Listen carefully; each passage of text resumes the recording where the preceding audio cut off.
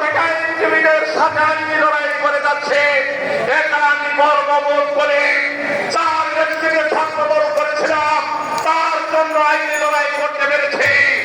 শুধু তাই নয়, এই আমার নেতা আব্দুল সালাম পিন্টুর দীর্ঘ 17 বছর কারাগার জীবনে আমাকেও এই স্বৈরাচারী সরকার জেলে পাঠিয়েছিল। আমি 2 বার সালাম পিন্টুর সাথে দীর্ঘদিন কারাবরণ করেছি। আজকে তিনি প্রধান অতিথি আমাদের প্রিয় নেতা তারেক রহমান, তাকেও এই মামলায় মিথ্যা নামে জড়িয়ে তাকেও মিথ্যা মামলায় মিথ্যা সাজা দেওয়া হয়েছে। আমি ভারপ্রাপ্ত চেয়ারম্যানের পক্ষে আইনি লড়াই করতে গিয়ে ওই কুখ্যাত তদন্তকারী কর্মকর্তা কাহার আকন্দের নির্দেশে শেখ হাসিনা রাজ্য ওই আয়না ঘরের প্রবক্তা মেজর জেনারেল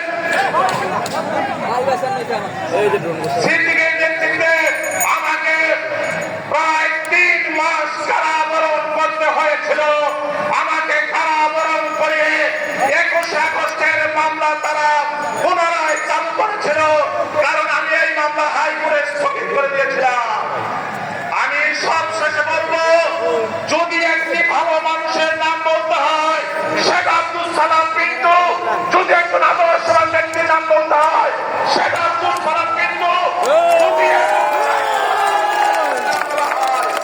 আব্দুল সালাম পিন্টু মুক্তি দাবি করে আমি আমার বক্তব্য শেষ করছি। আমরা আশা করি অতি শীঘ্র আমাদের নেতা তারেক রহমান বীরের বেঁচে বাংলাদেশে ফিরবে। সকলকে ধন্যবাদ। এখন আপনাদের সামনে বক্তব্য নিয়ে আসছেন বিএনপি নির্বাহী কমিটির সদস্য জনাব ওবায়দুল হক নাসির।